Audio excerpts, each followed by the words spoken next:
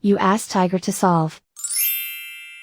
This deals with linear equations with one unknown.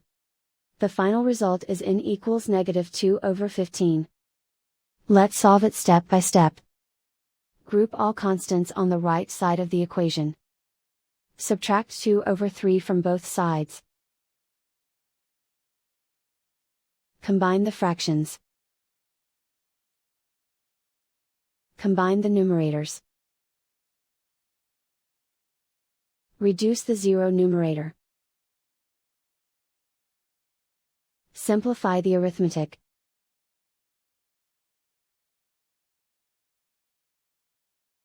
Isolate the n. Divide both sides by 5.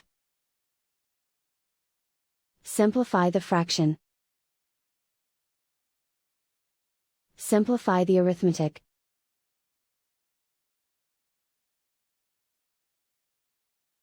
And so the final result is n equals -2/15.